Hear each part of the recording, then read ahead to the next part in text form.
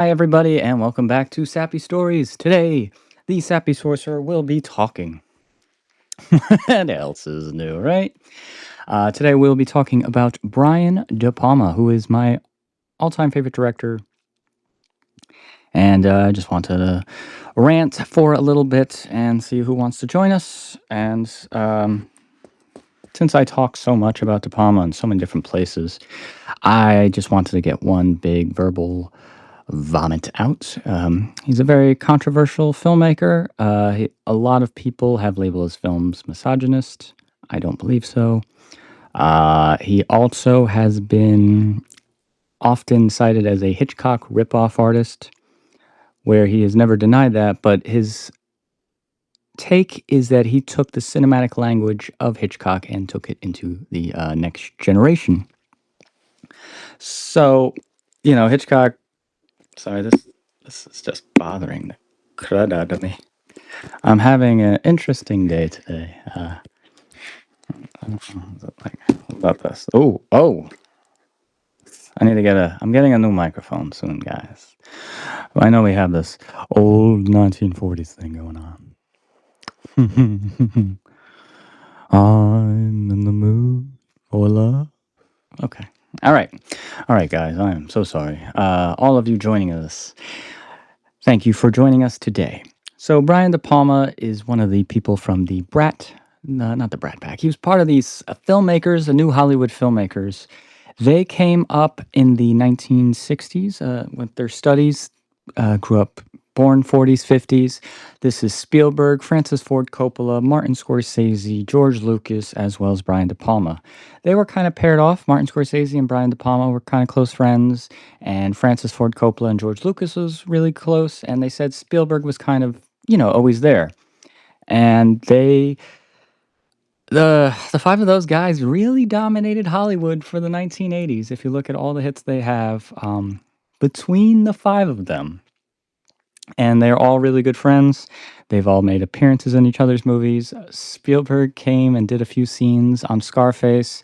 They'll always visit each other. Um, there's a great documentary on Brian De Palma called De Palma. I would recommend watching that if you like this live. There's a great Spielberg documentary which almost seems surreal based on the way his parents like separated and then eventually got back together, as well as a whole new respect for Spielberg himself because Close Encounters of a Third Kind, I didn't know how personal that was to him. And when the son was yelling at Richard Dreyfuss about, I don't know, something, I think Spielberg screamed that at his father, not realizing the situation was going through. It's a very good documentary, and I recommend that one. There's also a Scorsese TV series. I believe they've done something on Coppola, and I'm pretty sure they've done plenty of things on George Lucas. Whether or not everybody um, likes all their films, they are very important filmmakers. George Lucas did a lot for the Society of Film, just because he's done THX, Skywalker Sound, and all these other things. Excuse me, I'm gonna need a second. Anyway, anyone like my alternate outfit today? The bow tie and my gloves were at the sorceress's house, so I had to go with the Larry King today. So if you don't know who Larry King is and you're following me, that's kind of cool. How old are you? Uh, all right. So anyway, Brian De Palma. Uh, it's his stories, and it's how he tells stories. Since he is such a visual filmmaker, he's highly influenced by Hitchcock. And funnily enough, there is a lot of Hitchcock silence, and I don't think I enjoy too many of them. Not that they weren't well made, but Hitchcock got better every single movie. A lot of people would argue his peak would be Psycho or The Birds, and that was 1960, 1962. So he really took off in the 30s, and then he was imported. That is a David O. Selznick term, I believe, for Rebecca, and then his film was nominated for the Oscar, but he wasn't producer, so he didn't get it. So an Alfred Hitchcock movie did get an Oscar, and he never received a Academy Award for Best Director. Neither did Brian De Palma. So a lot of times awards, you know. Um, oof, hold on 1 second. It's very hot. And luckily the resolution is low, so you can't see the beads of sweat. But the way I feel right now would be like Albert Brooks in broadcast news. I just think I'm holding it together a little bit more. Learning from him, you wear black. But anyway, I digress. Brian De Palma, his early films were comedies. His first film, Murder a la Mode, which is available on the as a bonus feature on the Criterion Collection version of Blowout. So if you do get one, that's a good place to start. It does have his first film. It's a student film. It's not bad. You could see, a lot of early ideas that he'd be working on later. It looks really good.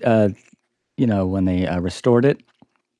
I watched it the initial time. I bought the DVD when the Blowout originally came out on Criterion. So that was probably sometime in 2011, maybe April. De Palma's early films,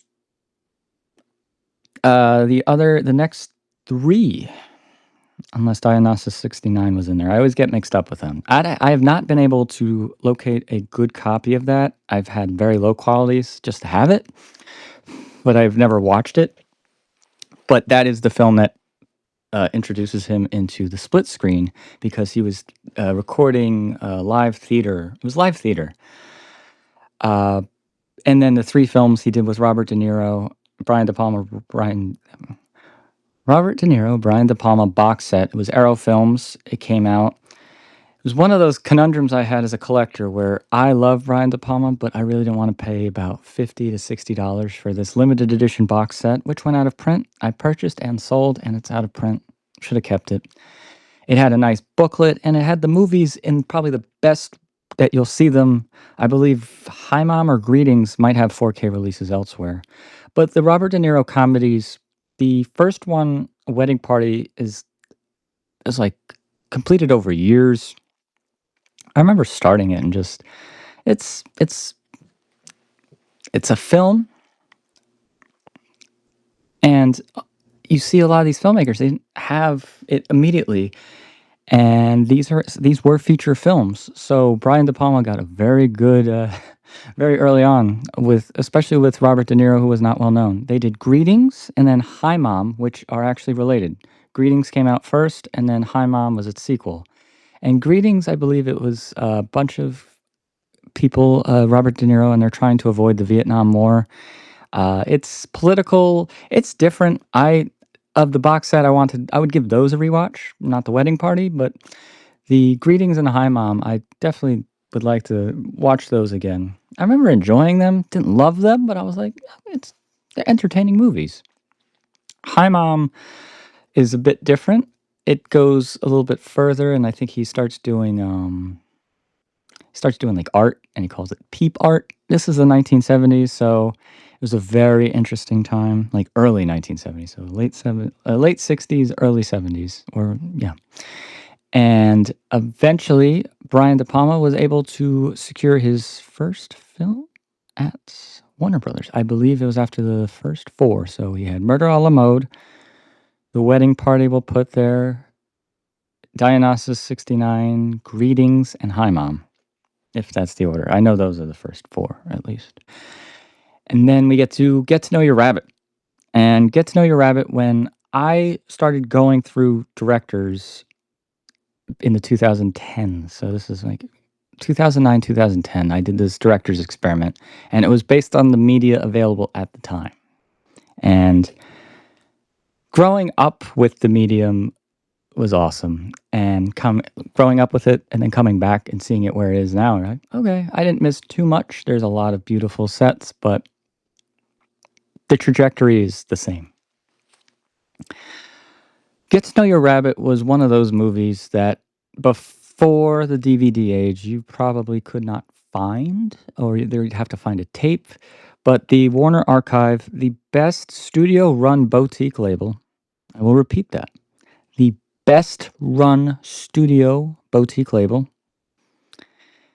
they have a large library. The Warner Brothers library is very big. One of the reasons was it had merged with Time Warner, and Time Warner merged with AOL Time Warner. Yeah, so it was a whole merger. Sorry, Ted Turner, his company, and he acquired a lot of the rights to films in the 70s and 80s for his television programs, his cable television programming. Let me say that 17 times fast. Ted Turner acquired the rights for movies, and movies were, up until home video, more of a re-release thing. And there were certain titles that they didn't care about, but Snow White would show up every few years. Wizard of Oz. The same movies you've seen have every 5-year anniversaries. Those movies were probably re-released every 5 years. Not that there's anything wrong with that. It's a good business, and that's why they were so terrified of home video when it came out, because they were afraid it would cut into their profits. Like Disney's whole profit was re-releases of their films for every generation. We got on a topic here, but anyway. Ted Turner would acquire a lot of the rights to the MGM catalog, like a major portion of the movies, as well as significant amounts of the Warner Brothers films.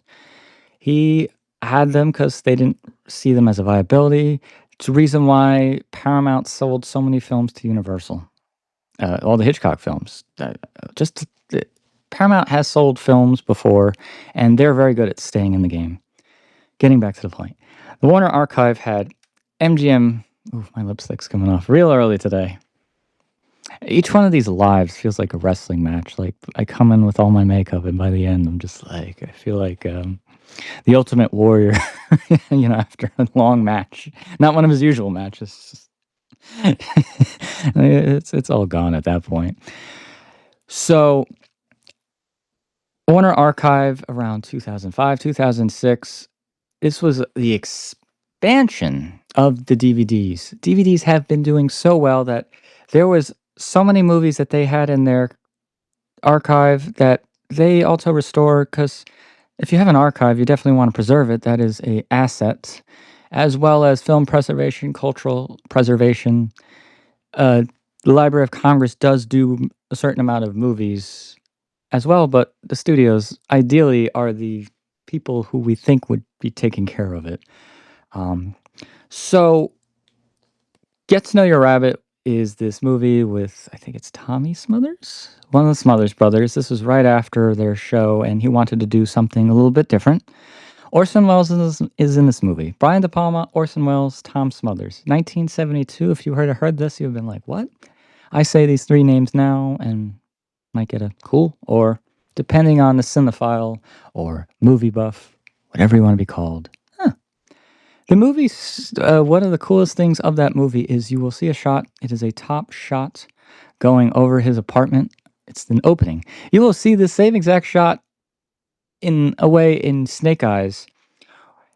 And Get to Know Your Rabbit, comedy movie, you see a little bit of the De Palma-isms. And this is him in the more studio realm.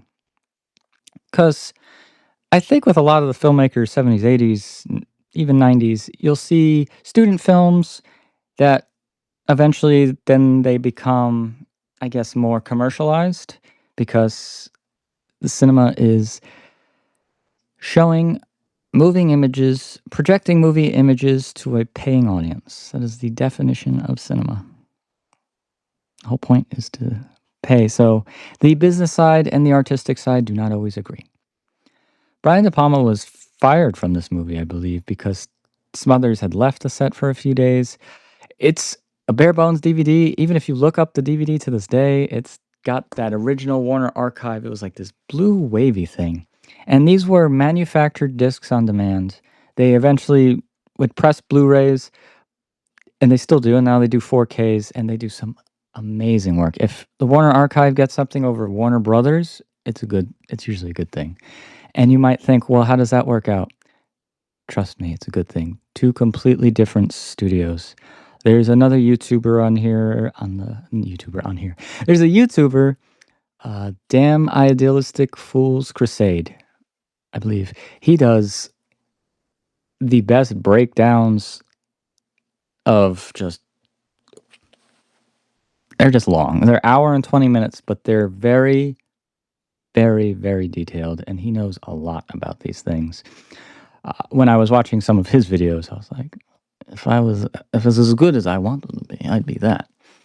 And I'm glad he does his videos. He did like every single Maltese Falcon release from any single video release. I thought that was so cool.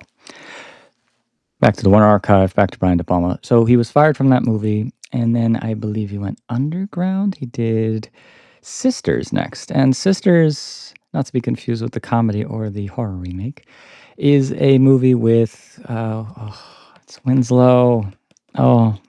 William Finney, who is a Brian De Palma collaborator. You'll see him quite a few times. We also have Margot Kidder, and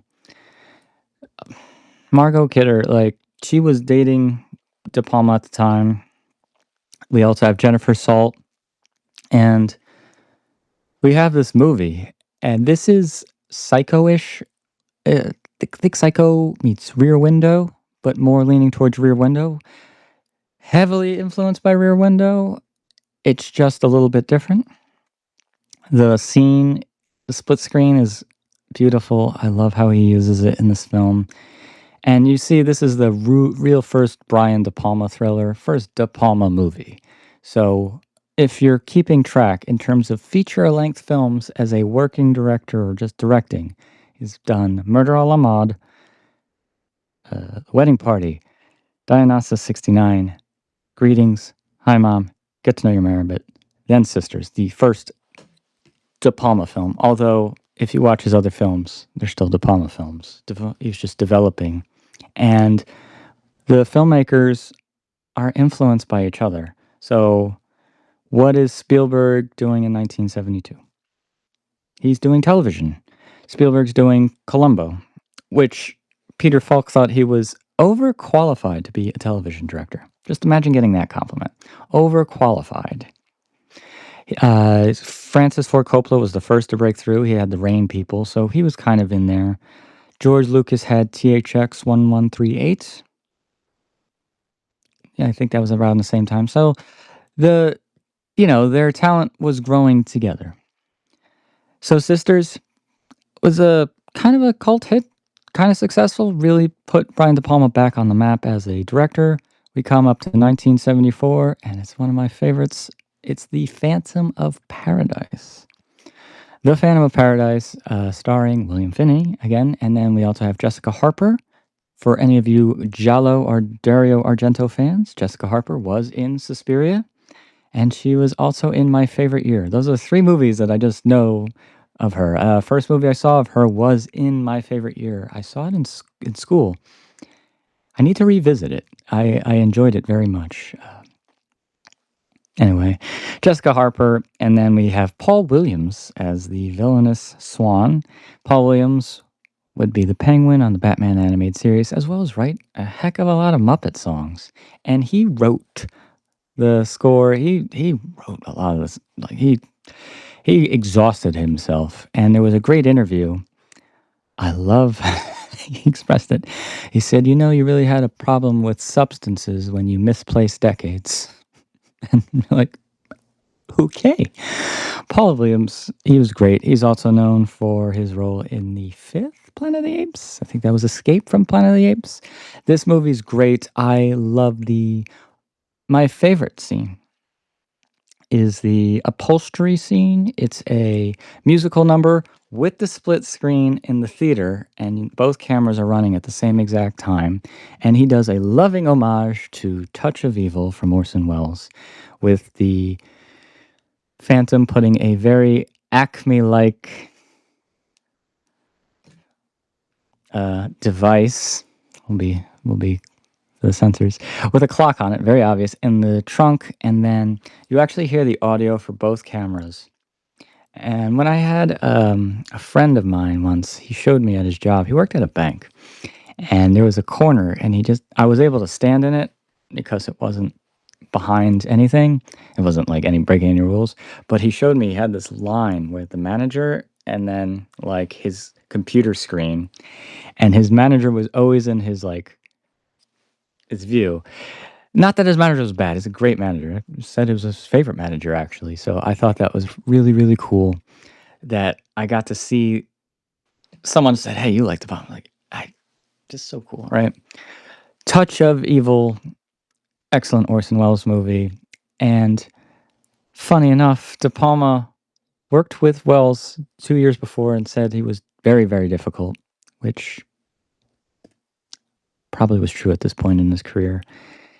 But still made homages. He didn't hate him. He won't, it's just like, okay. It's like one of those never meet your heroes type things. So that happens. Then I believe Carrie comes out. Now, what I think gets lost, or maybe the numbers don't ever add up, or people really just don't think. But the first Stephen King adapted book was Carrie, and it was directed by Brian De Palma. And it was a success. And he cut down the split screen, the scene in the gymnasium. I'm curious what that would have looked like, but I do understand why he did it. We have the infamous De Palma ending. We have his collaboration with Pino Donaggio. I believe this is his first collaboration with Pino. From Pino Donaggio did Don't Look Now. And then Obsession and Carrie. They both came out in 1976. Obsession is a Vertigo influenced type movie. That's all I gotta say. No. Stars Cliff Robertson, if you know, as Uncle Ben, and this was an interesting time in his career because he was transitioning from leading man to more of a supporting actor, and it didn't seem like he was ready for it based on what De Palma said in the documentary. And they said he had painted himself. If you see looks like he's wearing makeup, and he's supposed to be this grieving widower. It's a very, it's a very odd performance for him. If anything, not that he's a bad actor, but the movie, it's dreamlike, and it just doesn't seem like he doesn't know, And but the great story of that was when he had the makeup on, the cinematographer Vilmos, who would do Blowout, grabbed him and put him against the wall and said, "You're the same color as the wall. How do you expect me to light you?" And the way De Palma said that, it's like, and I had to paper that one down. And if anything, if you watch the De Palma documentary, you understand what directors are like. Directors are managers at stores. Everybody has a problem. You got to solve everything, and you got to get your 2 cents in as well. The Bonfire of Vanities, which I'll get to later, is the best covered De Palma movie. So check that out by Julie Salmon. Directors don't choose their careers. They kind of choose what they get when they can get it. So Carrie, 1976, he does a joint casting with George Lucas in Star Wars. So Amy Irving from Carrie was auditioning for Star Wars. Spielberg met Amy Irving at this point, his first wife. They were a very close-knit group. They casted Star Wars and Carrie together. You wouldn't even think of those two movies in like the same league, but yes, two of them, very good friends. Brian De Palma also in, I don't know if it's Spielberg's documentary. They talk about his reaction to seeing Star Wars because George had showed it to everyone, and this was a temp track. Assembly cut. A lot of things weren't there yet.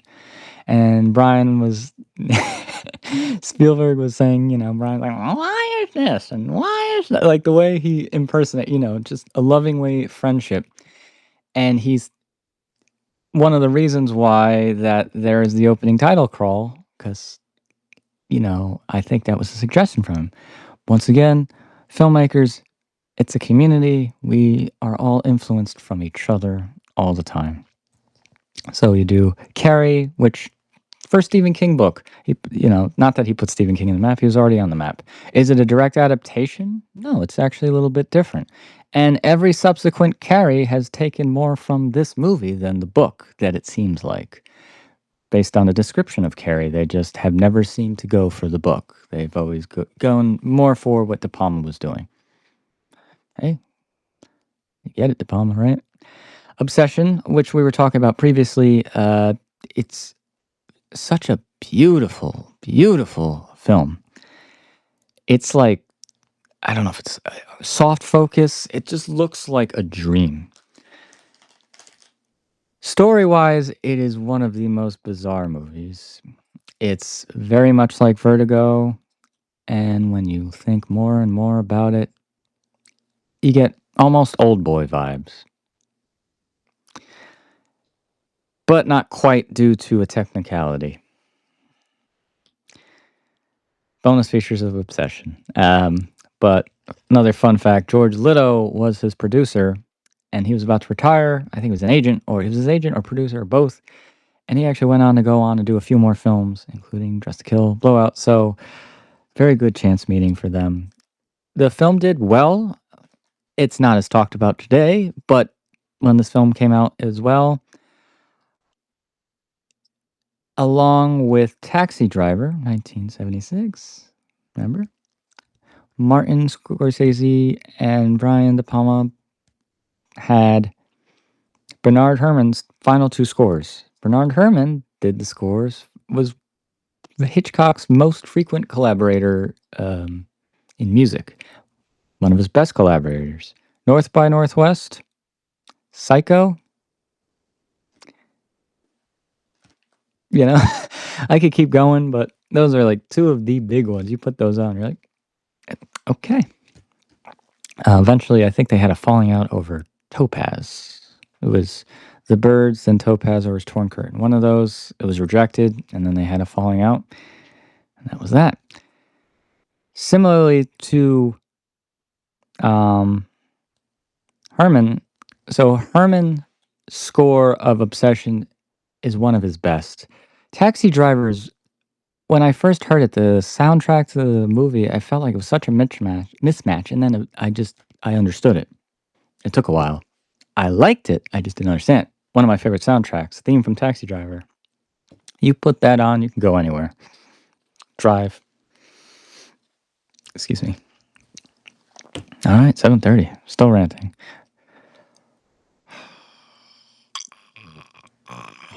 What? Taxi Driver. So, Bernard Herrmann, and then this orchestra of the organs in it is so...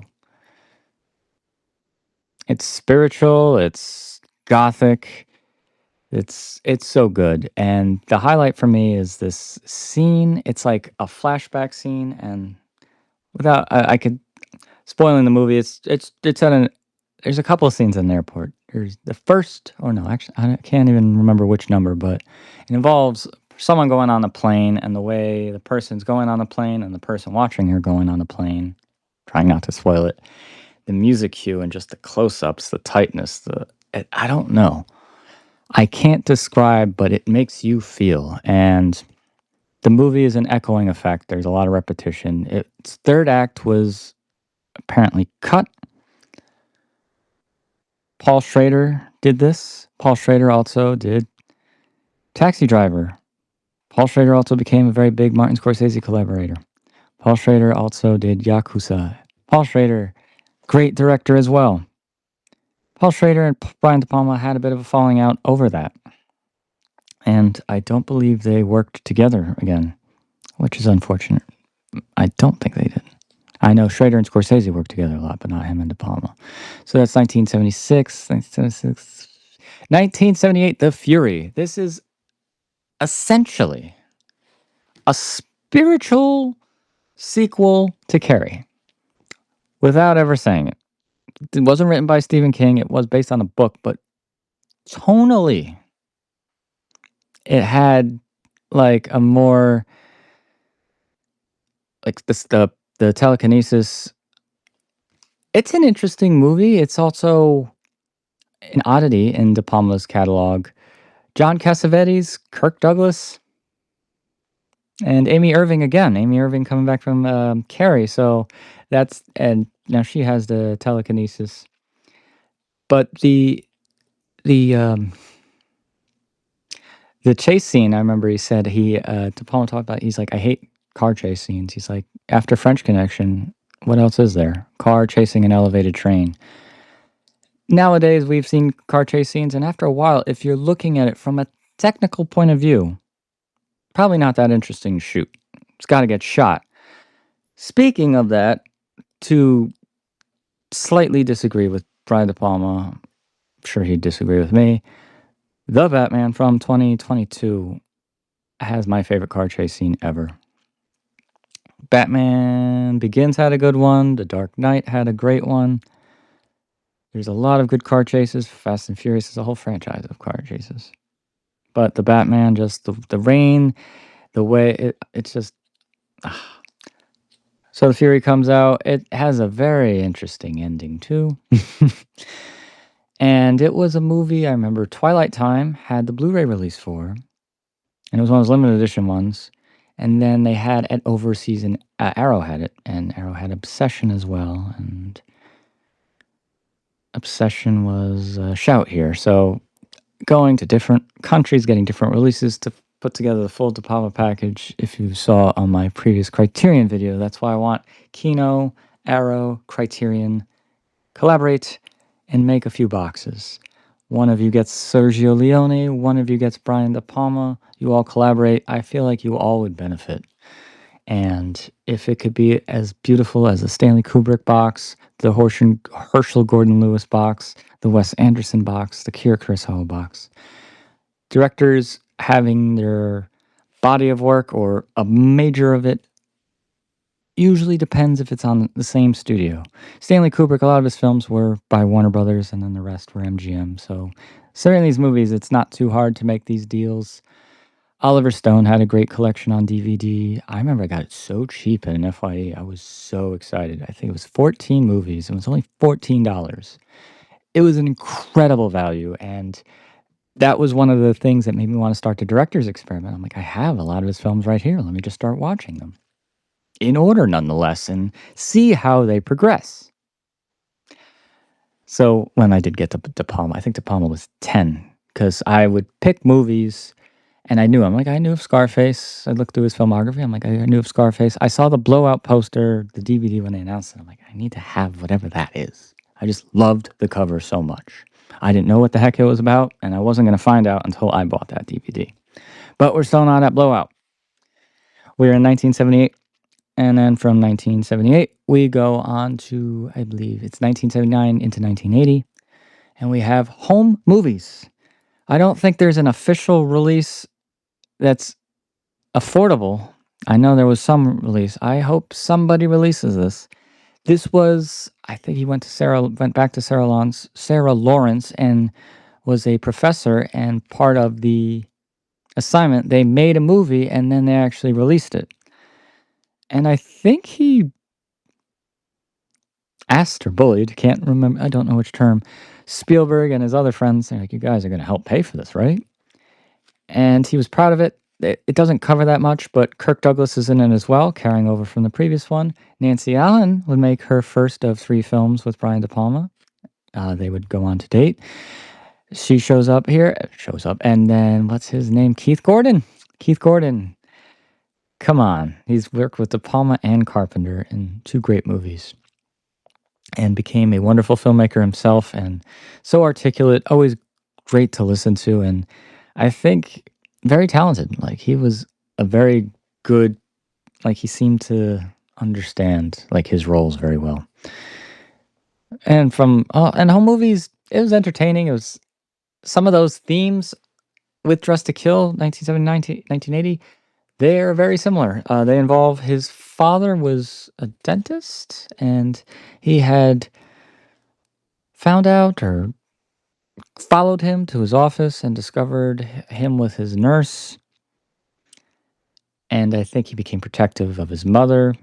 And The Home Movies deals with that infidelity, like as a joke. Home Movies is comedy.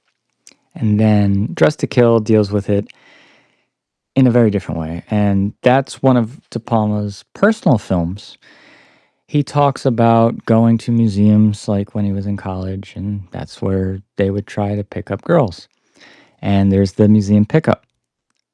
This is Vertigo, because he already made his own Vertigo, but this museum scene just feels Vertigo, and it's just sounds, footsteps, walking, cuts here, there. But Brian De Palma based this a lot on his personal life, and I think he tried to envision, like, if something happened to his mother. That's where Keith Gordon comes in.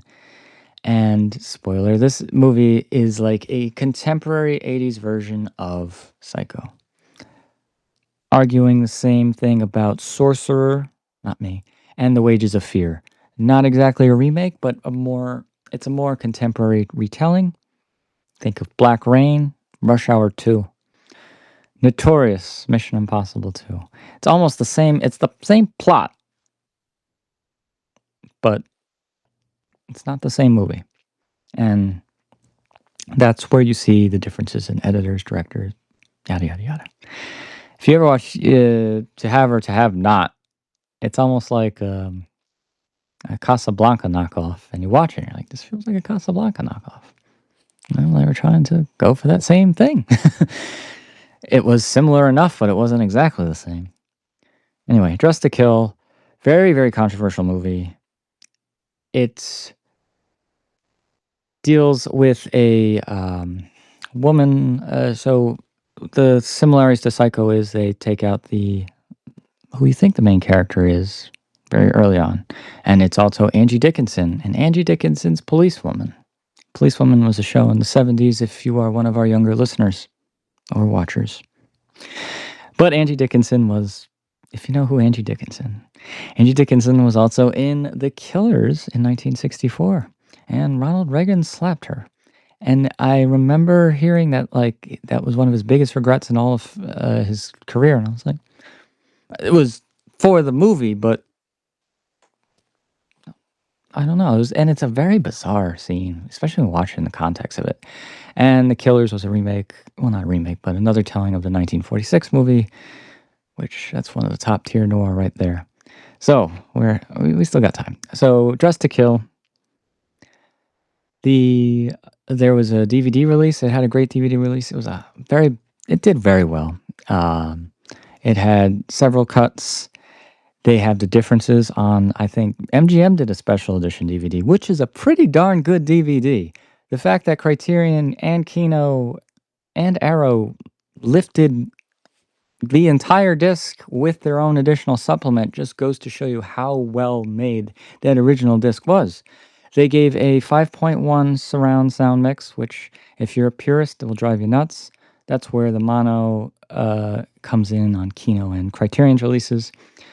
And Dress to Kill, there's just something about that movie. It has elements of the cinematography and of Obsession, but it's just not as soft. It looks great. Dennis Franz starts his first of 3 films, at least I would call his this new Hollywood sleaze trilogy. I haven't really named it yet, but it is Dress to Kill, Blowout, and Body Double. We will get to that. Dress to Kill is pretty much, I would say, Brian De Palma putting us in the audience. You are an audience member in this because he is treating you like the audience. There's little cues here where you could see it, but I would say this is more like you watching the play, where you can see some of the inner workings of the director at work. Like you could see the lights at the end of the movie for that final scene, and even the scene with in the hospital at the very end. It's just on a different world. Pino Donaggio, I love the score. I remember I played it once and it was mistaken for Pomp and Circumstances.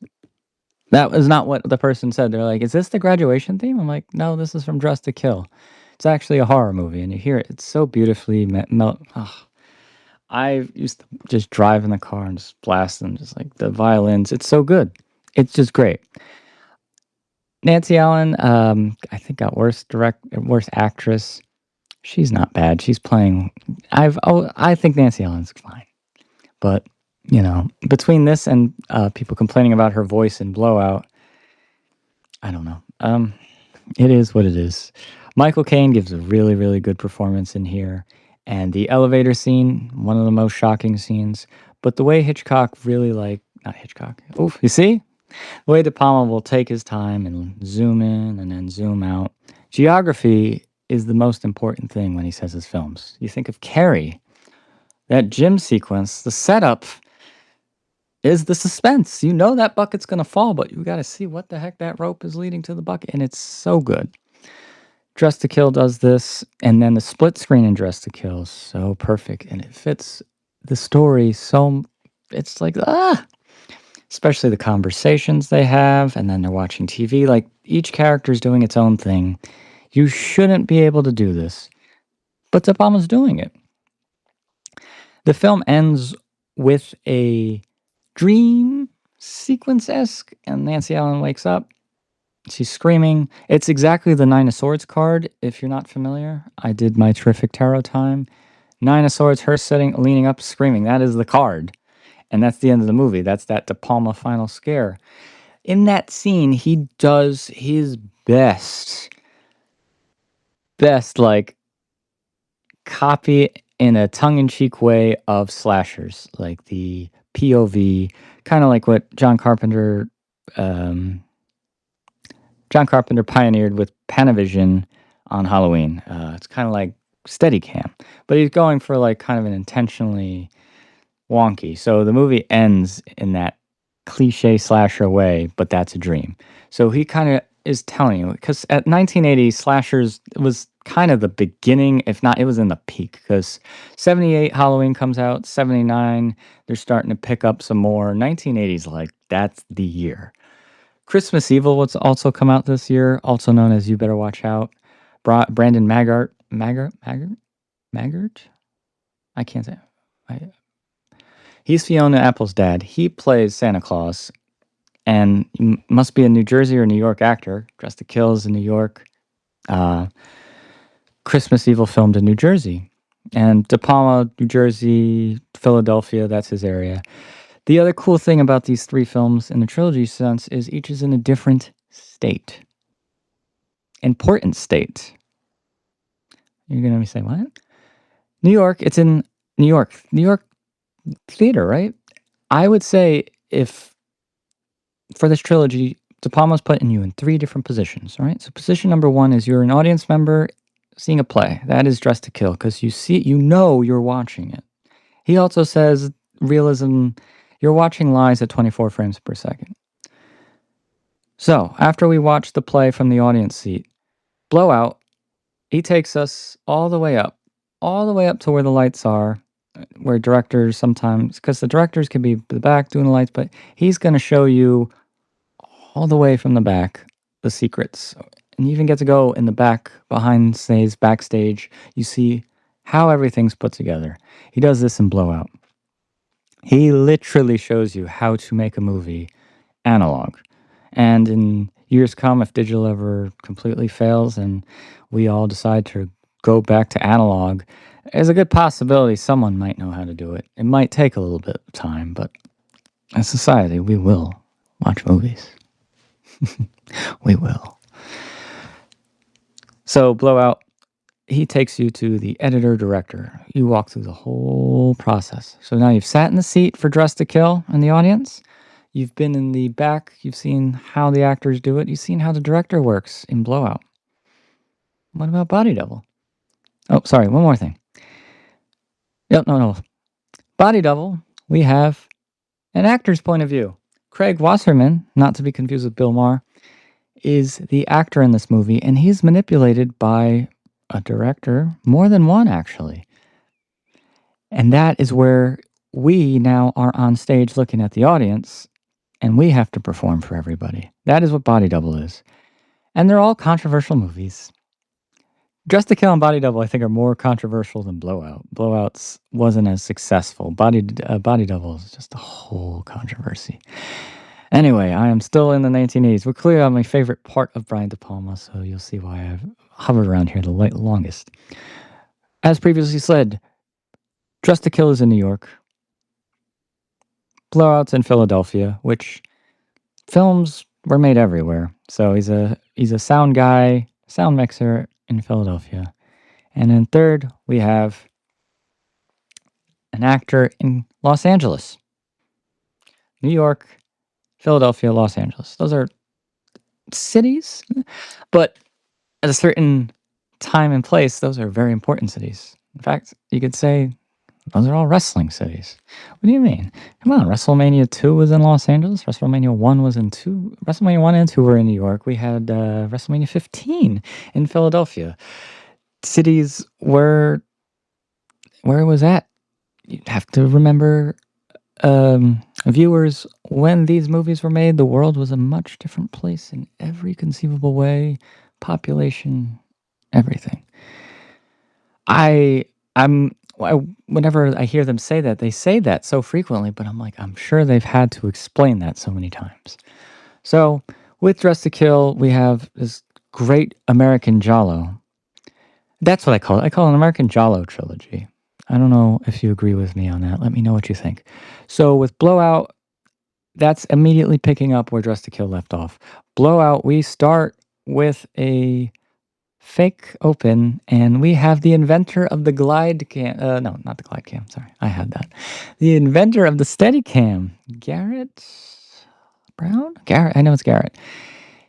This is the guy that did the Rocky Steps. This is the guy that did Shining. He's so ecstatic. He meets Brian De Palma, and he finds out what his assignment is. This is from the Criterion Collection interview, so nothing original, but just giving you guys a little sense of my memory here. He was excited to work with De Palma, and then he found out that they're doing kind of, it's almost like, just imagine trying to do a shaky cam with the best artist and the best camera operator, and he's like, oh, we're gonna do like a horror thing. Like, if you're watching the movie, you notice there's a difference between Crazy Coeds, the fake movie you're watching when you start the film, and then Blowout. It's meant to shot that, but the bonus feature deals with him inventing the steady cam. Not the only system, but the most industry used system wide. Blowout. So the opening, we have this fake out of the most over the top, oversexed movie that you would imagine in like a grindhouse theater or video. We see a cop, a security guard. He starts snooping. We see girls just dancing in front of their window, half naked. We have another couple right next door in the same shot that you can see, and they're about to have fun without talking. And we notice that the security guard's going there, and then immediately we see a hand. And, we're in the director's point of view. Our first POV is the director, because the POV shot, the director's manipulating it, right? Takes out, in a moral way, takes out the security guard for watching, being a voyeur, which Hitchcock always argued we were voyeurs. De Palma echoing Hitchcock here, that morality. The POV killer eventually goes into there. You see a door with a room shower on it. There's just co-eds walking around half naked. This is obviously a movie made for men, and it's like an exploitation film. And then he opens the door. He witnesses a girl pleasuring herself, and then he goes into the bathroom. You see his reflection in the mirror, which is cool because, film. And then he opens the shower, and one of his many Psycho references, I'm not sure exactly how many. If any of you want to count and let me know. Phantom of Paradise definitely has one, but it's a plunger, not a knife. Excuse me. And it is in a shower. So he opens it, and we hear, ah! Scream is terrible. And then we cut to John Travolta laughing, sitting next to someone who dresses a lot like Brian De Palma. This is where Brian De Palma comes in the movie. He will be in the next movie as well, but his actors either jokingly or he put himself in there. Either way, Brian De Palma is talking to John Travolta. It's not Brian De Palma. He might not say those exact lines, but it's him channeling his directoriness. Because I can't imagine saying I hired that girl for her. I don't think so. Could De Palma have said that? Yes. But also in acting, body double, which we'll talk about, is you have to like match people up. And he matched Angie Dickinson up to a body double. And that's why the first one comes back to the third one. So getting back to where that is, because Angie Dickinson, the famous controversy was there was a lot of nude scenes, including pubic female areas and on film, and you cut that with Angie Dickinson's face, and people think it's Angie Dickinson. That's that power of film right there. It wasn't, and she was surprised at how well he knew the proportions of like the collarbone, or just he's like so interesting with directors, and sometimes you got to hire for hands, you got to hire for hair. It can be that specific. And you might say, well, who cares? Well, if it's your movie, you care. If it's not, it depends on the directors. And that's why you see Stanley Kubrick's, you see David Fincher's, these perfectionists that people love their movies, but not too many people like making their movies. But there are people who like making them, but it's not for everybody. But that's kind of like work-life relationships in general. So what do you want to make with who? James Cameron, same thing. The commitment. So we have, sorry, back to him saying, so he needs him to find a new Scream. Right, new Scream. And then you see the opening credits, which tells you everything in the movie. It tells you everything in the movie with the sound effects and the actors' names. If you hear Brian De Palma, you hear the breathing, and that's the opening shot, and that's what starts the movie. It's a reference to himself. And then the scream is heard, but second time viewing, you will know that. And then we are immediately launched into a awesome split screen with a television in the foreground, split diameter, and then him in the background doing tagging sound effects and Foley stuff for sounds, or tagging sound, because he's a sound designer. So you're seeing what he's doing as he's giving you the exposition in front of you. And then the credits were simple. Told you the actors, and it showed Blowout, and then it had 2 circles, and then you zoom into the circle. It's like a wheel. If you saw my Terrific Tarot time, this would be the Wheel of Fortune, because Blowout. What are we talking about here? So, eventually, we have our exposition with a governor's ball. This person, Travolta, is not listening. He's just He's just setting up, and he's going to go out and get some sound, since that is now his job. It is his job, since he didn't like the Foley's. He had to get some new Foley sounds, because in Dressed to Kill, Brian De Palma he recalls yelling at his editor or sound man. He's like, can we get some new wind? I've heard that wind like 5 times. And if you're in the industry, or at that time, the sound effects, there was like a library of communally used ones. So he actually asked the sound designer, and then this is him imagining, well, what if the sound designer happened to record a murder? So he's recording sound, and this is where he's the owl. This is the major set piece of the movie where his geography takes place. Major. We see him recording, and then we hear him driving, and then we hear a blowout, and then we see a car crash, and then careen. Is that the right way? Not careen. Maybe it is. It crashes into the water, and he's in the bridge, and then he's like, if you see in the 3 Reasons as many times as I do, I think that's where they started, and he starts running. Pino Donaggio did the music. Another reason it's a trilogy. Pino Donaggio did all 3. Sorry. I've been working on trying to bring that idea of a concept to write about for a while, but nonfiction writing is something that I'm still working on. I'm getting there. Not that it's bad, it's just I have to get my fiction out first. So, Blowout, 1981, Pino Donaggio. We now have this shot. So we see Travolta run across the bridge, and then we also see a character get up and run behind with a camera in his hands. We don't know what this is about. He goes to the window, sees a body, sees a woman, pulls her out, takes her to the hospital, finds out This is the guy running for governor. It's not his wife. Continuing from home movies, Dressed to Kill, we have this infidelity thing. Who's being infidelitous? It goes, both ways. And it's never a right or wrong. It's just... So, do we have morality here striking again? She's confused and they don't know what to do, and he's being told to just not say anything or forget that she was in the car. He's basically being pressured to lie for the senator, the family's sake, which, when you think about it, that's a tough call. I don't know. It is a tough call because you see John Travolta's, or the characters, he definitely doesn't want the lie. He doesn't want to lie, but he also is like, he doesn't want to hurt people, and he just saved somebody. So it's like they tell him just to go away, or they kind of just let him go. Not that they could legally do anything anyway. So he goes back with her, and eventually she's trying to leave, but he persuades her to stay a little bit longer.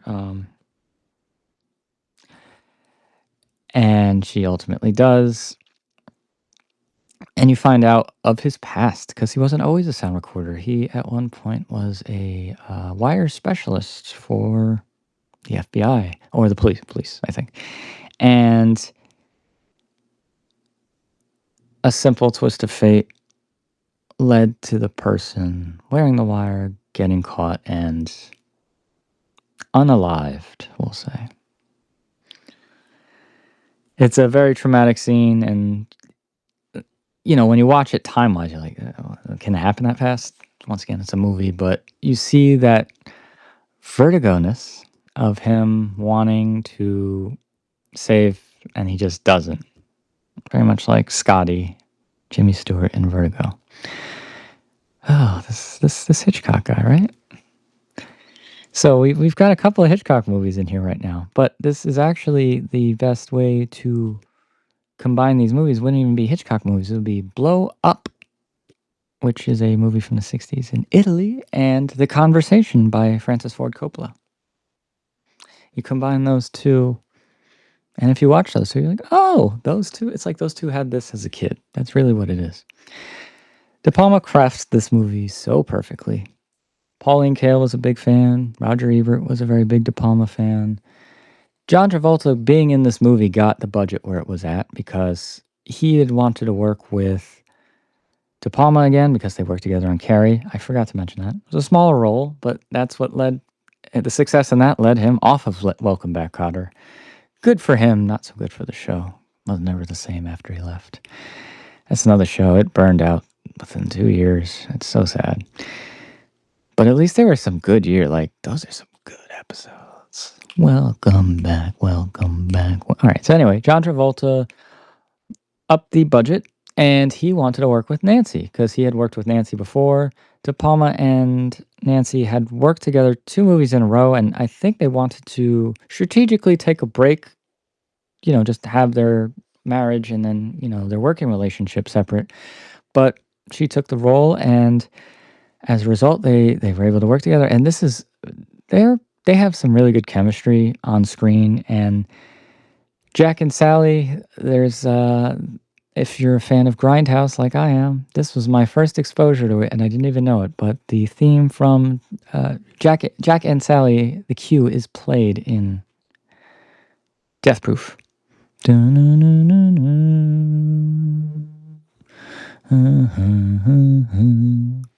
Also, it's in Philadelphia.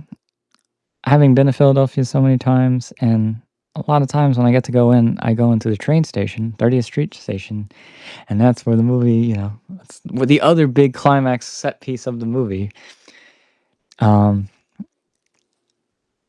Without going into the whole plot, but the final scene is she wears the wire, and then she is going to meet the person behind everything or orchestrating it.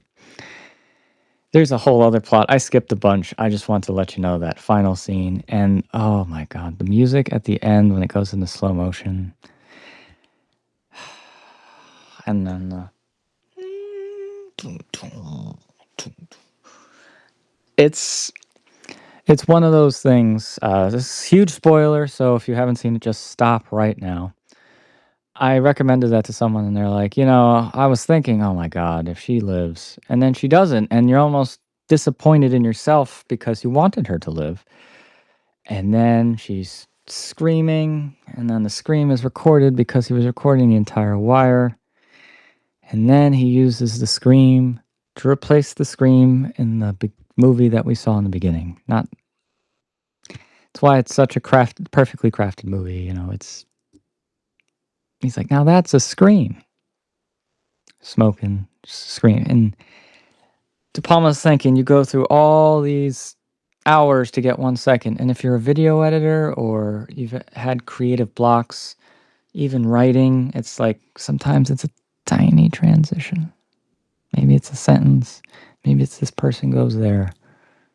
But it all brings it together. And the sad thing about that ending is you see him like with the snow, and you see him reeling it, and he puts it in there.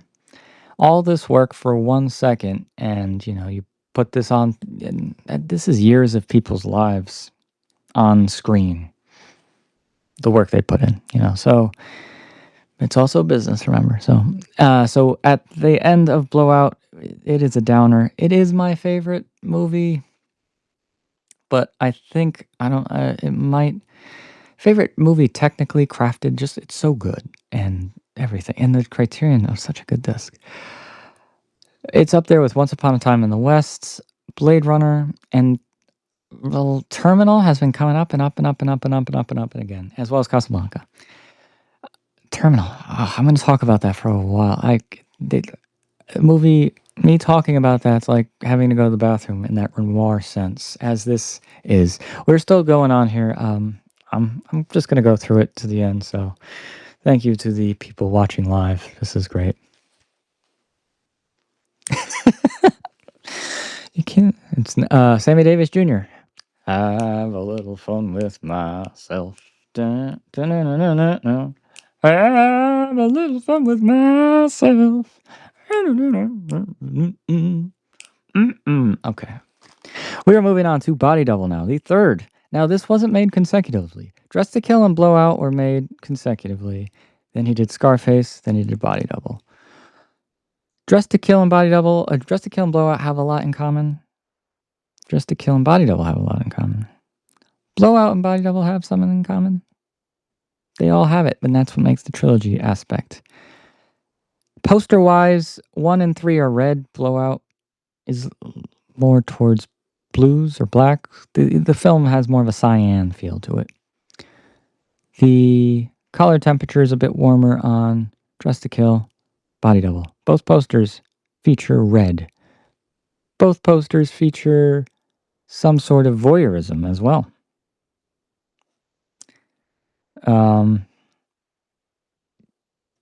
It's like hard. It's Blowout is that one that really connects the two, and you'd have to put that together having seen them, because it's possible if you're a horror movie fan, you would have probably seen Dress to Kill and Body Double just because they had horror elements in them. But I felt they were horror movie, like sleazy horror movies, but made very well.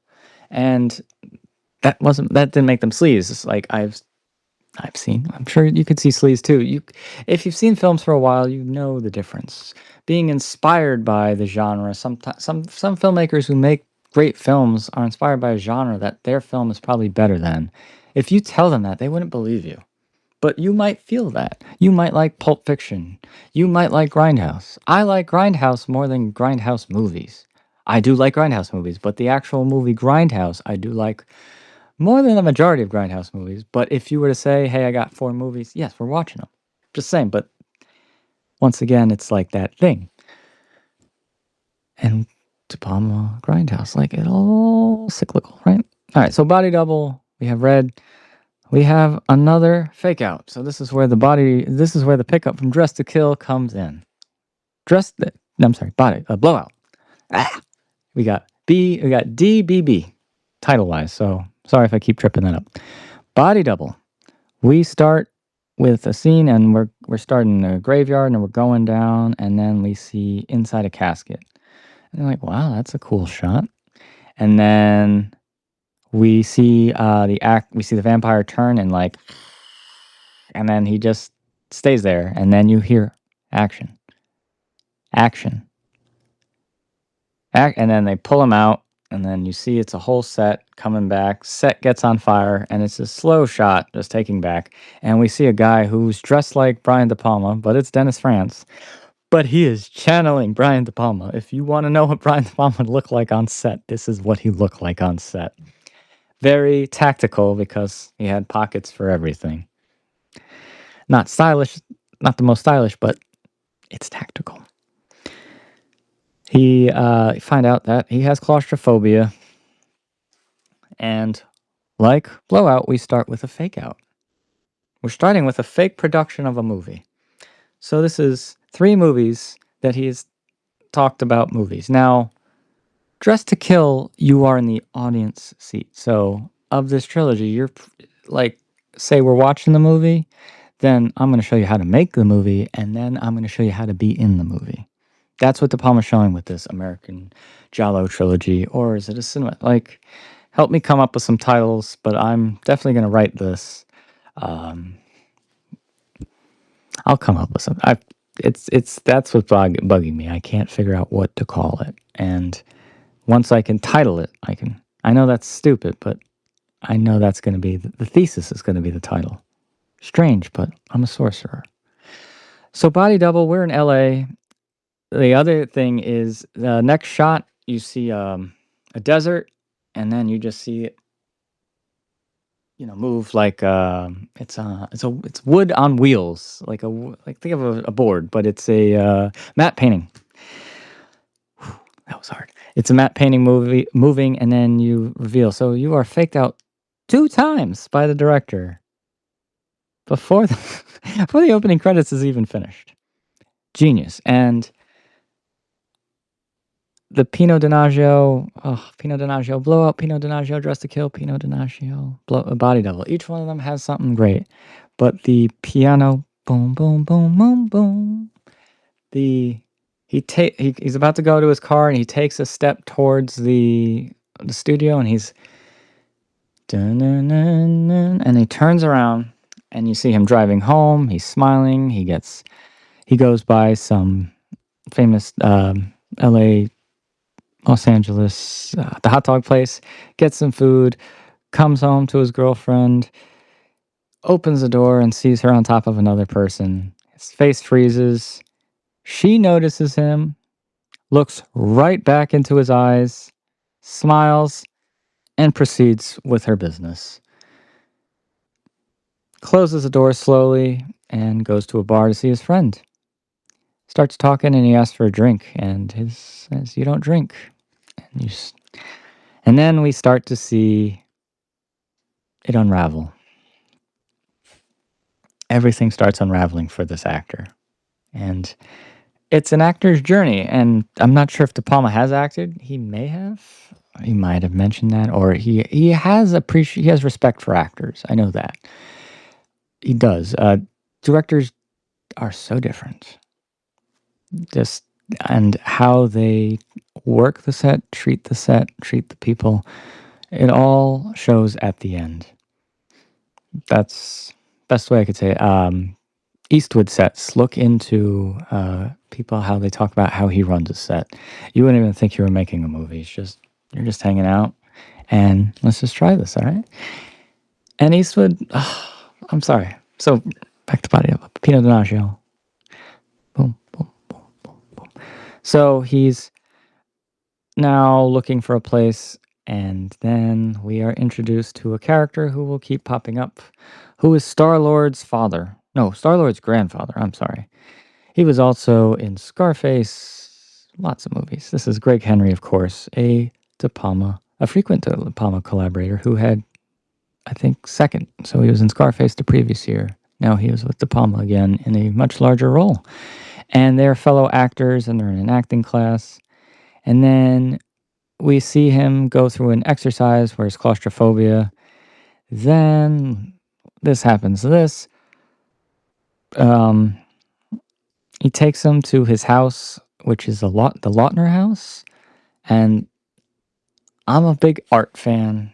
There's a Taschen book with this house on it, and it's almost impossible if you're familiar with the movie not to associate the house with the movie. It's such a cool house. It's LA. It's so LA. Taking the elevator to get up there.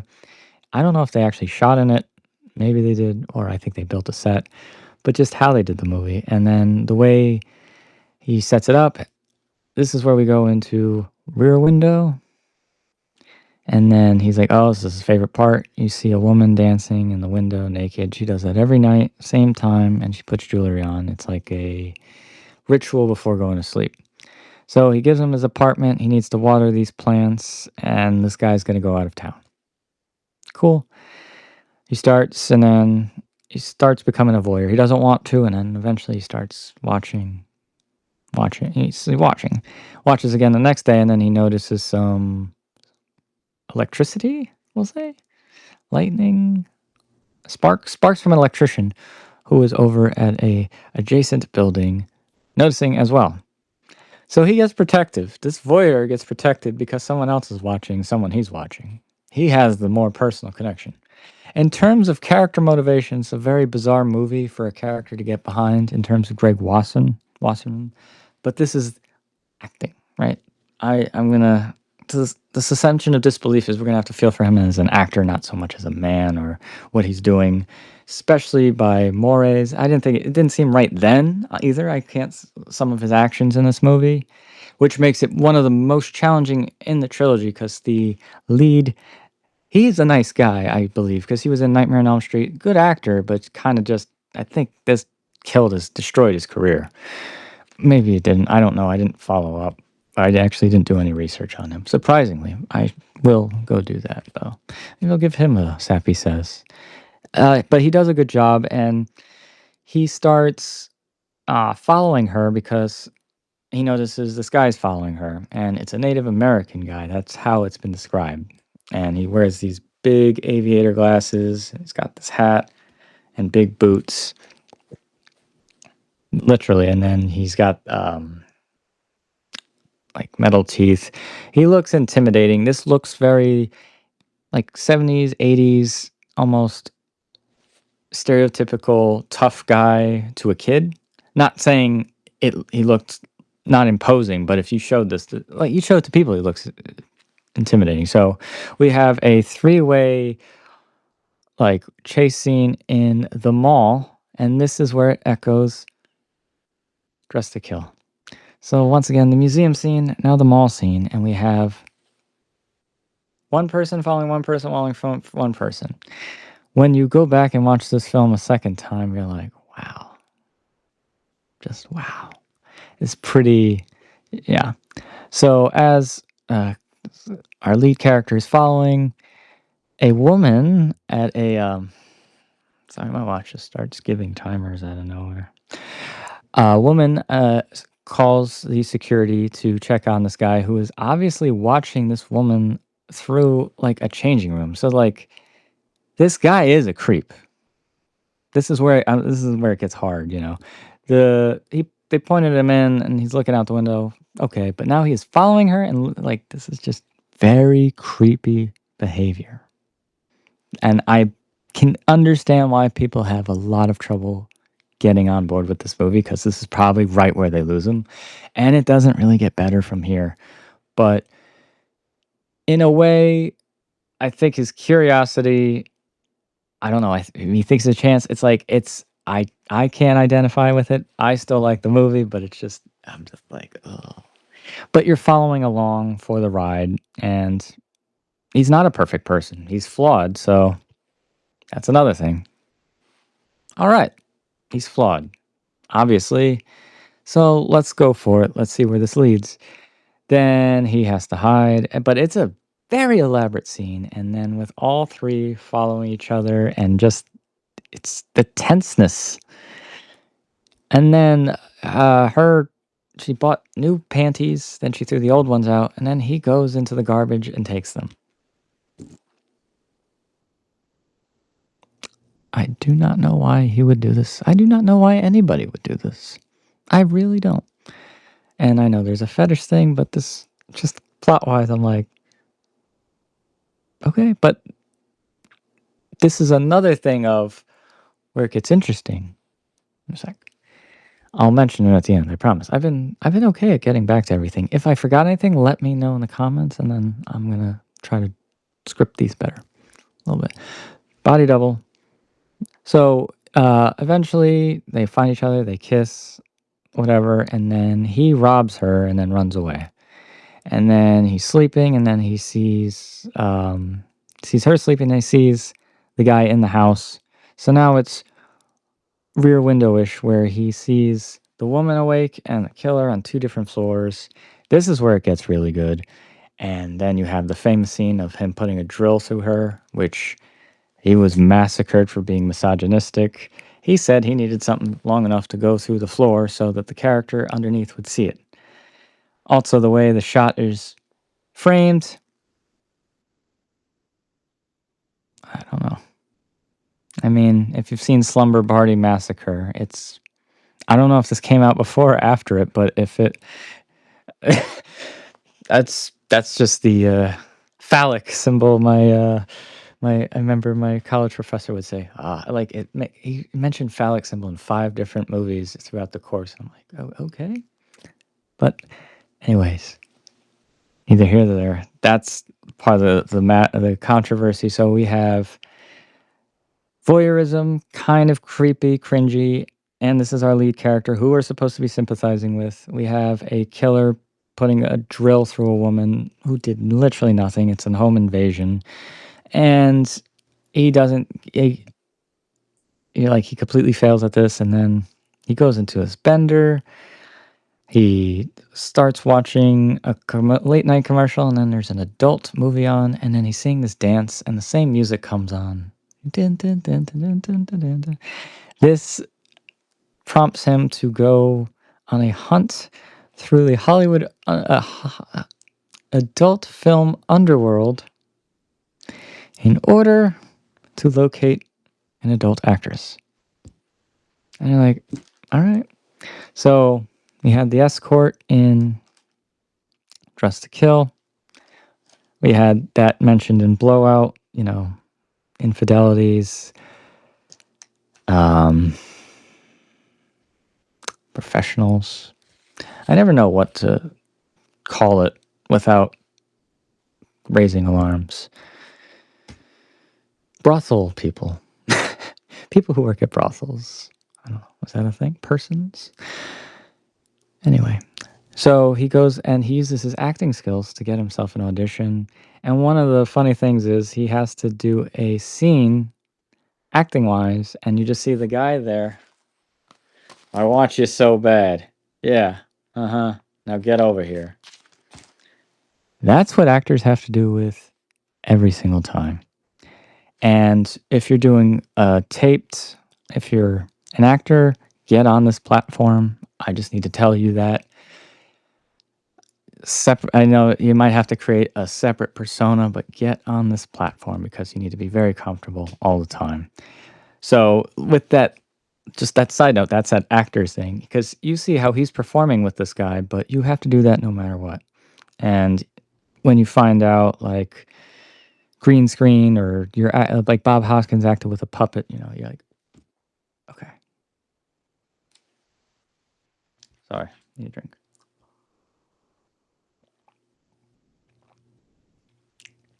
Oh, man.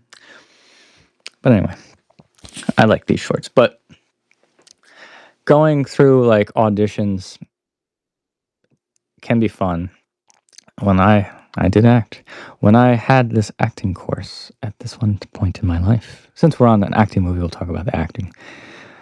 We'll see if my battery dies or I'll get to the end of Brian De Palma. We'll see. I'm at 30%. We'll see. Longest rant ever.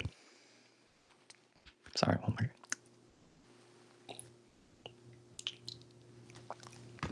Actors, like, have to go through a lot. And Avengers actors, MCU actors, I have respect for them because I've seen what they look like and they act, and that kind of like that's here. So just giving you a little long side quest for no reason. So he gets the job, and then there's a music video for Frankie Goes to Hollywood, which this is he did the actual music video for, because directors a lot of times do music videos before they go into feature films. I remember hearing that specifically on the Texas Chainsaw Massacre 2003 DVD, the ultimate one, not the Arrow. I would have that Arrow in a second, but they said it was Marcus Nispel, and they were looking at a lot of his music videos. David Fincher did a lot of music videos. Ridley Scott came from commercials, so never poo-poo it. Kind of like soap opera actors, they operate on a level that you cannot imagine in terms of speed and efficiency. Just FYI. John Oliver, whatever.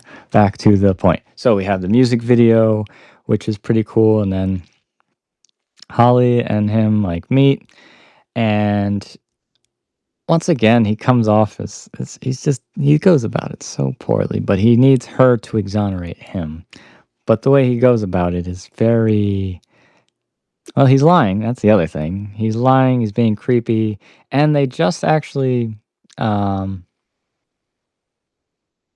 performed in coitus during the music video, and then you have these adult film terms said right after. I would like to say them because I could quote the movie, but you don't want to get flagged or anything for being offensive because algorithms.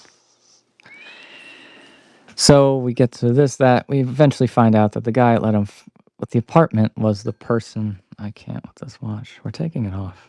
We're taking off the watch because it just, that's it. I'm done. It's off. Gotta get a Rolex or a timepiece. Just a timepiece. I'll get a Casio. Planes, trains, and automobiles. I'm expecting someone to respond. Body double. Go through all that, and you find out that this guy basically was the manipulator, the director. I use him as the magician card in a Terrific Tarot time. And at the end of the thing, not only do we have 3 tarot cards that really represent these movies, we have the 3 scores by Pino Donaggio. We have the 3 different cities. We have 3 unique. That's the other thing. It's not overlapping. Each one's unique, and each one tells you something about the place too. We have that audience member in New York City. We have a filmmaker in Philadelphia. That's not impossible. It's not the first place you would think, but it's not impossible. And then in California, Los Angeles, we have the actor. So we have the different perspectives. The only thing with Dress to Kill, it's more of we are watching a movie. That's it. That's the perspective. Our perspective is an audience member. But the other 2, we get pulled behind the curtain. So that's what I really like about these 3 movies. I know I've talked about probably these a lot. This was going to be the bulk of it. So in between those, he did Scarface, and Scarface was written by Oliver Stone. It was a remake. The fact that Oliver Stone wrote this, Brian De Palma directed it. We have Stephen Bauer, we have Al Pacino. This one is its own live, probably for hundreds of people. Such an influential film. Miami, 1980s, excess. Finger on the pulse, I would say yes. Chainsaw scene in the bathroom. We have another Psycho thing, just not exactly in the fashion, but how can you say Psycho? Favorite shot of that movie is the pan from the outside of when they start the chainsaw. I don't actually like the scene, and then they just show the car, and then you hear the music. When we get that Touch of Evil feel, because he keeps homaging Touch of Evil, he is obsession with these themes. Like when he's making, he's like, and these keep him up, and this is what he does because he's inspired influence. And I like Hitchcock too, so I'm like, you know what? We're not the same age, but I'm glad he made these films. Scarface, longer movie, quintessential gangster movie, first De Palma gangster movie. He had his first thriller in 1973, the De Palma thriller. Now we have the De Palma, I'm sorry, I keep stuttering on De Palma. The De Palma gangster movie. There will be more. I like this movie. I love this movie. There was a period I remember, it was a few years that it was not on DVD, it was out of print, and this was before the first one came out. It was just the gold traditional widescreen, then the collector's edition came out with the silver and black, and then they had the humidor case. Scarface gets some of the most over-the-top, elaborate, unnecessary box sets you've ever seen in your life, but I'm pretty sure they sell, and I can't blame them for making it. If I had the money, I'd have them all. It happens to be one of the most popular movies I like, and it also happens to be directed by Brian De Palma. It's not written by him, so it's not really, a De Palma movie, but De Palma made it. So writer directors and directors for hire, especially like the differences in there. Not everyone does both, and there's directors that never write. I don't think Scorsese ever wrote a movie. So uh, I always thought that's kind of cool. Kind of maybe like with writers and music too, like Elvis or certain, they didn't write, they just sung. Anyway, Scarface, 1983. We had just covered the trilogy ad nauseum. Where are we at? Body Double, basically. So success of Scarface got, and Body Double was him going. He tried to cast an adult actress. They didn't allow it. Him getting this movie, him doing Scarface was such a good. Sorry, quick note. Movie was originally rated X. He cut it, still rated X. Cut it again, rated X. Then he just gave up, put everything back in. Then they rated it R. That's a De Palma also had fights with editors. Dressed to Kill, Scarface. Scarface was so successful, he was hired by Columbia for a 3-picture deal, Body Double being the first. Body Double was such a controversial film. 1984 also had Silent Night, Deadly Night. So think of coming out the same year, Dressed to Kill, he's lumped in with Christmas Evil, and now here's Body Double lumped in with Silent Night, Deadly Night. Two really good Santa slashers. I said two. Yes, there's significantly more. Somewhere on my channel there is a video. So after here, his career's done. Wise Guys, we have a comedy. We have Brian De Palma coming back to comedy. He started as a comedy director. This has Joe Piscopone and Danny DeVito, as well as Captain Lou Albano. This is 1986. And if Captain Lou's there, I have to imagine at some point Brian De Palma met Cyndi Lauper. I'm curious if they met, or if there was a meeting, what that conversation would have been like. Or if they would have just been in the same room, waved, and went goodbye. Seriously, I stay up thinking of this. But Captain Lou Albano was a wrestler very briefly, and then he was a better manager. Infamously, he is the one who, not infamously, he brought him on the same plane as Cyndi Lauper, brought her into the WWF. Her not being in the WWF, there is no WWF without the Cyndi Lauper. And I'm a big Cyndi Lauper fan. It's always weird how interests of mine just, and they were isolated, and I'd see them, but they wouldn't register. And I'm like, well, there's some connective tissue here. So Wise Guys comes out. It's a comedy. It's fun. It is what it is. It's of its era. It's watchable. It's in the way he talked about it in De Palma was the same way about home movies. He's like, it got some good reviews. He made a movie that was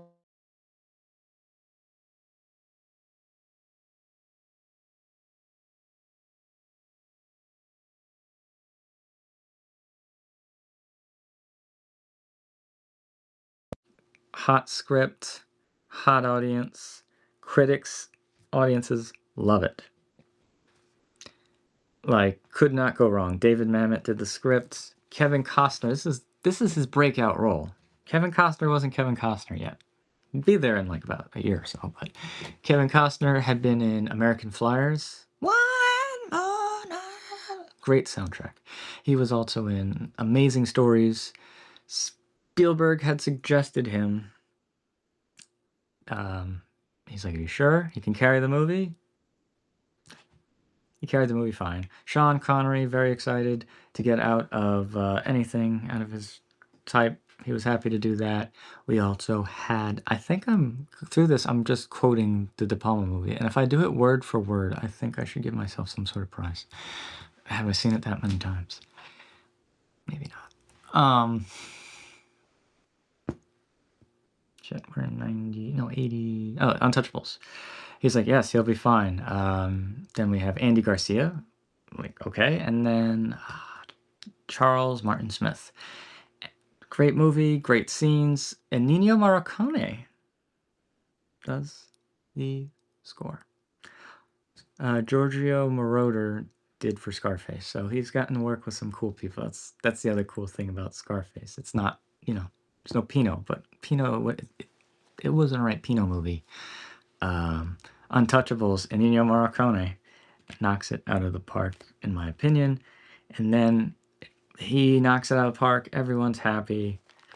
Makes Casualties of War, a movie he wanted to make about the Vietnam War, because his earlier movies were protest movies to the war, so that really did mean he does have opinions on that strong, which this is one of his war movies. I think his first war movie, Redacted, that came out in 2007, is essentially the same exact movie, but with digital cameras and in Iraq.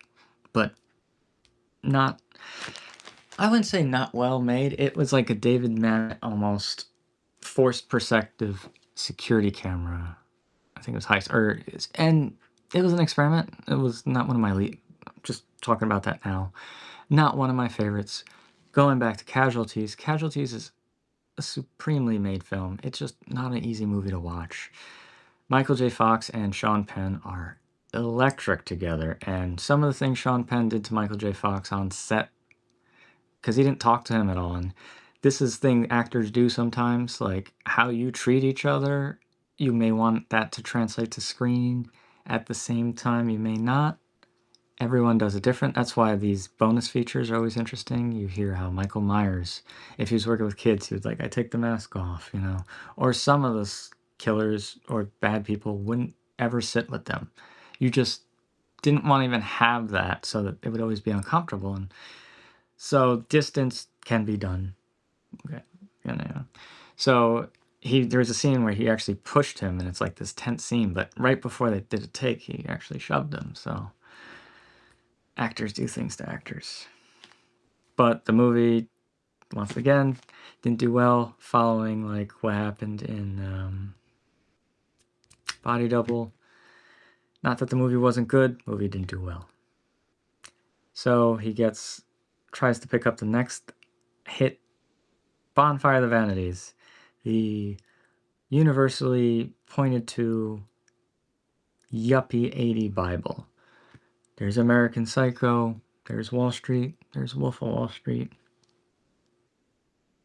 But the Bonfire of Vanities was always held on a different level. Very controversial, very offensive. De Palma had to make the movie as a movie, not a miniseries, which most people do not agree with. Watch this movie. I would say, if you haven't read the book, don't watch his movie, then read the book. You can watch the movie again, be upset about it, then read the book about the making of the movie. And then watch the TCM podcast about the making of the movie. It's like an Inception thing, but the podcast adds more layers to it. And it's better than any bonus feature, anything I could say. That is the Bonfire of the Vanities. Bruce Willis was difficult to work with. There is elements on there. There was moments there shown where the way Julie was writing about it, that it's obvious Bruce Willis was like testing him in front of everyone, like calling a director out in front of everyone. No bueno. No bueno. And that actually happened on an episode of It's Gary Shandling Show, the Something Weasel. It's always a good moment in any, I think, writer's toolbox, like to get some instant tension between two characters, because it happens in real life so many times, maybe accidentally, but that, emotional urge. But anyway, so he eventually made the movie. He compromised, but he knew what he was doing. Tried to make him more likable. Nobody liked it. Two failures. He gets married to Gail Ann Hurd, was also married to James Cameron, and she was very, very well known, very good producer. do some great movies. She and him made Raising Cain, and then they did it pretty much in the town they lived in. So they basically made a movie in their backyard, as they like to say. It's like a family album, which is really cool. And that would be a part of that period, I would say, like Father of the Bride, Bull Durham. It has that lighting of that early 90s. I don't know how to describe it. Someone's going to tell me in technical terms, or you tell me. So Raising Cain is John Lithgow. It's the third in his John Lithgow trilogy. Another thematic trilogy. He said it, and I could agree with it. All three of them, he's a villain. This would be Obsession, this would be Blowout, and now we have Raising Cain. Even though he's kind of a sympathetic character due to abuse, as we'll feel. But he also plays 3 roles in this movie, I believe. Or is it 2? It's a very good role for John Lithgow, and when he was announced in Dexter, I was so excited because I knew of his De Palma work.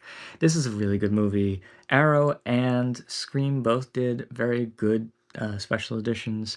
I prefer the artwork to Arrow because I think I like some of their works, but Chout's is probably more online with the movie. After Raising Cain, what do we have? I think it's Mission Impossible. I think. If I forgot something. Hold on. Do I have a phone with me?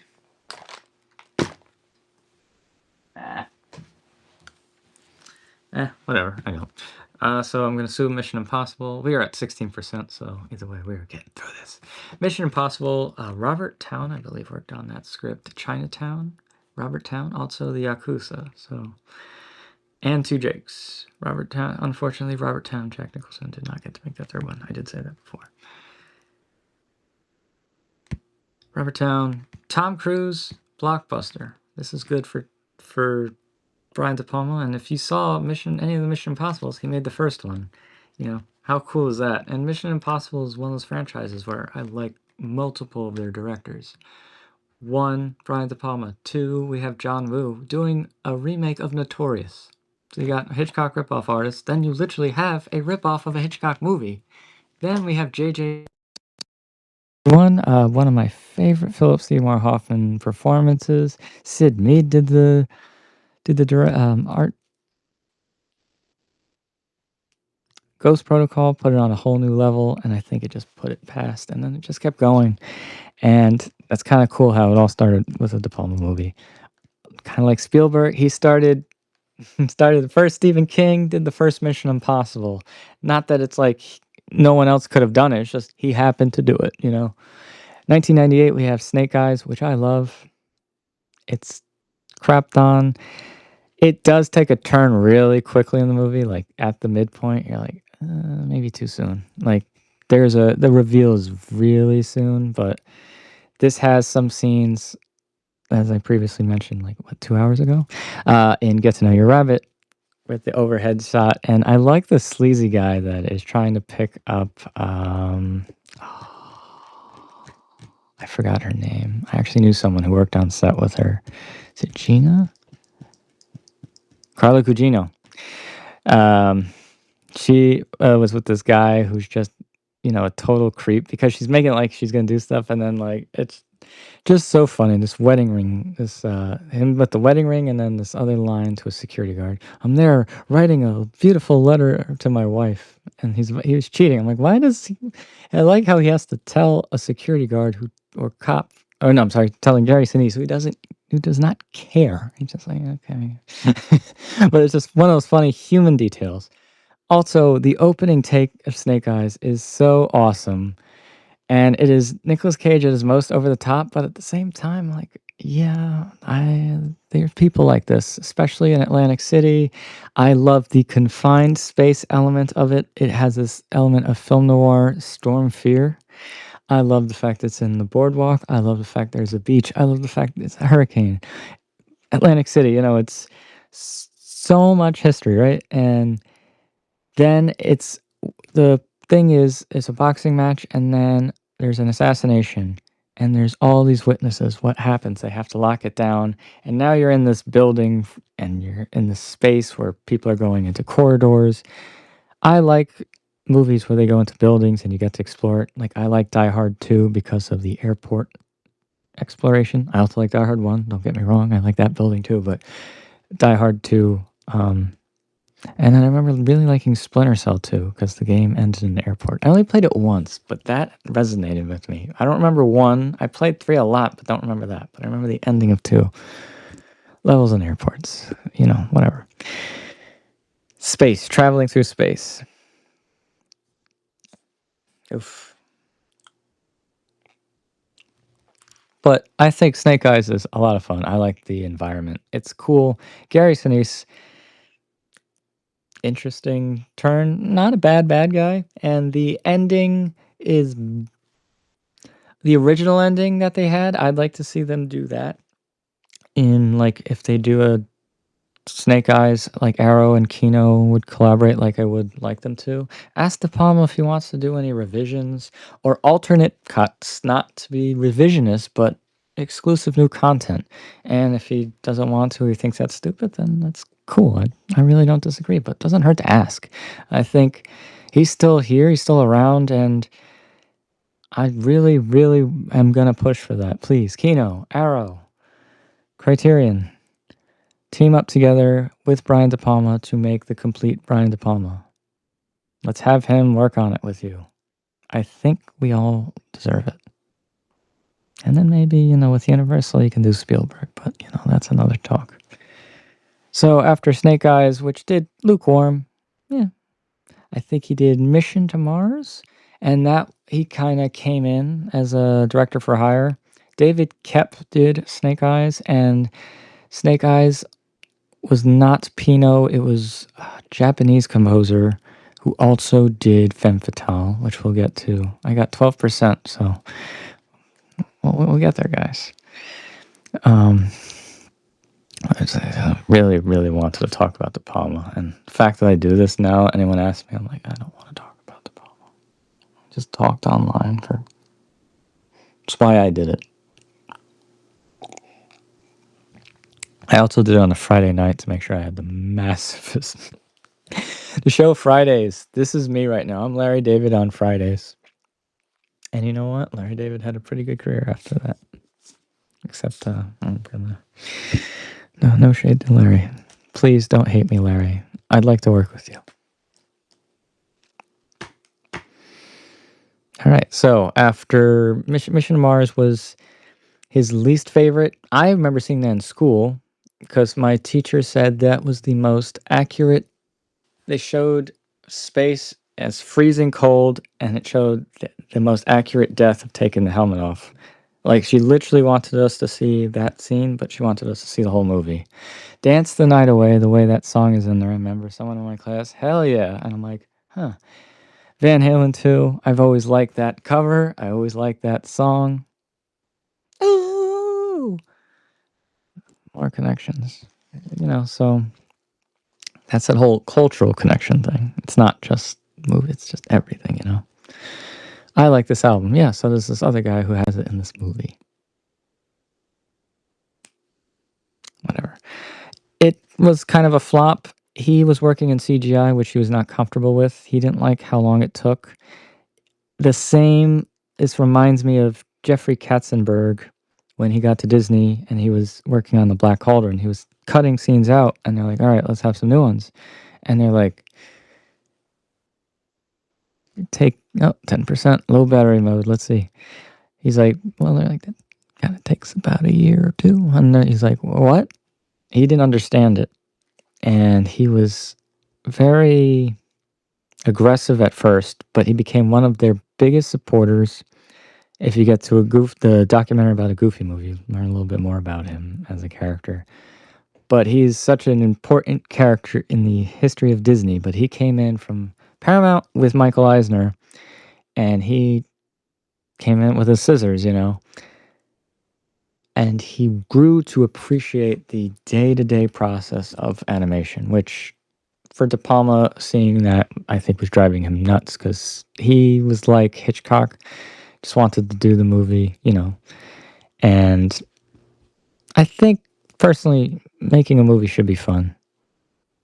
Stanley Kubrick notoriously stayed shot and shot and shot. He had the money to do it, but shot and shot and shot. And he said it really well, or somebody said he said it. We'll say that I said he said, somebody said that he said it. We're spending all this time writing this movie. We're getting to filming it. Why are we rushing through it?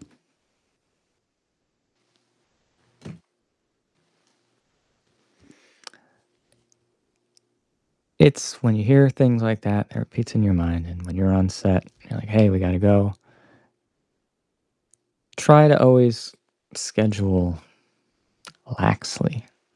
I know that's hard, but if you can, make sure it's a thing. And if it's a not lax thing, have a preparation, or at least that could be your outlier, because always it could be have different day shoots.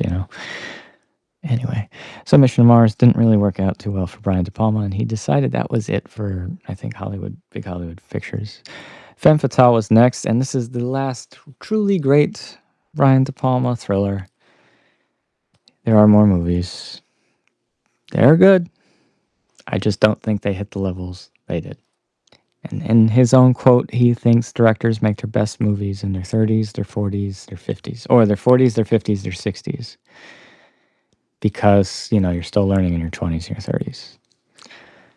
So, I mean, he also thinks that there's like a curve. It depends. I think it depends on what you're doing. Clint Eastwood, I feel like, never really lost it. Woody Allen kind of adapted. He went to travelogues, and his movies were always the same, but he just kept working.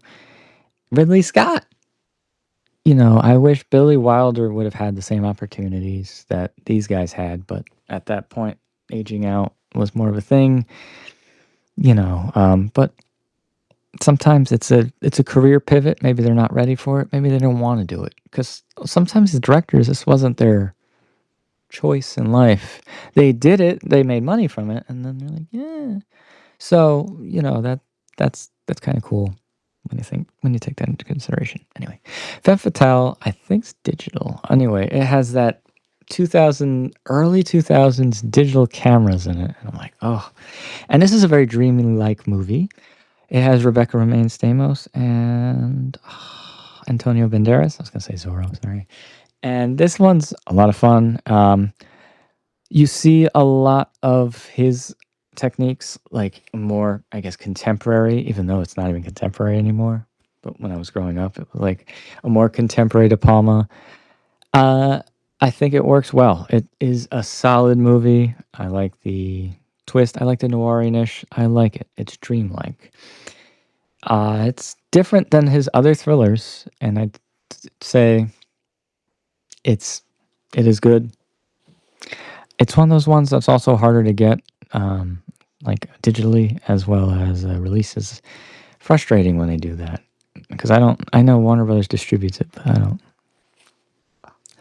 After that, I believe it was Redacted, which we believe we spoke about.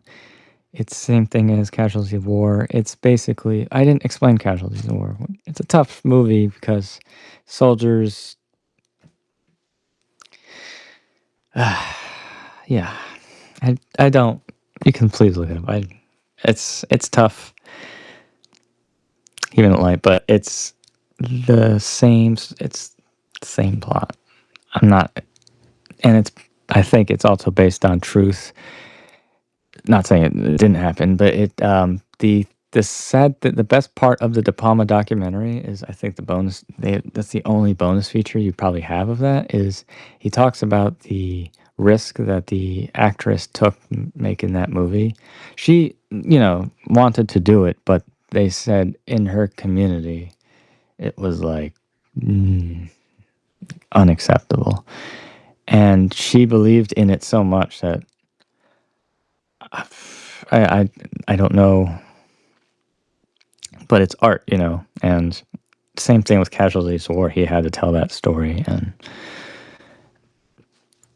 I don't know. It's of the De Palma like war movies. They're tough war movies, and as most directors, he's a genre director. He's directed his war movies, horror-esque movies. So at this point, where are we? Redacted. Then there's Passion, which I saw once. It's not bad. It's okay. There's Domino. No, that's not Domino. No, yes, Domino. Because Tony Scott also has Domino, but he has this other Domino. I don't believe I've watched it. I didn't hear any good things about it. I have it. I know that's a very disappointing way to end 2 hours. Like, wait, you haven't seen the last movie? I'm like, yeah, I kind of don't want to. And I know if he's not saying good things about it, even his bad movies, he has good things to say about. And there was talks that he was supposed to do a movie. This was years ago. He had one like a Predator, like about Harvey Weinstein. And if it was like anything he did in the 80s, or if he even tried to go more into that, if they had like a good budget to really hand make it, I think De Palma could do one more really, really, really good movie. I think he is capable of it. I don't know if he wants to do it or if anyone will allow him to do it. But I think Hollywood, or if there was crowdfunding, or even Steven Spielberg, if you happen to see this, can you ask Brian De Palma for me? I know this is rude. We'd never met, but I feel like you and I have a certain connection. If he gets enough people, give him enough money, he'll direct one more movie. I don't know. That sounds like a movie in itself. Sappy Sorcerer has to meet Steven Spielberg to ask him to ask Brian De Palma. Why don't you just ask Brian De Palma? Feel like it'd come better coming from him. Not that Brian De Palma won't find out that I asked him, but anyway, we have 8% and I have 8 minutes. Eights in the tarot. Oh, 7 now. Oof, hard number to be. Especially when you channel and be around people who are in that energy. All right, guys. Thank you. This was ranty. This was long. This is why I like Substack.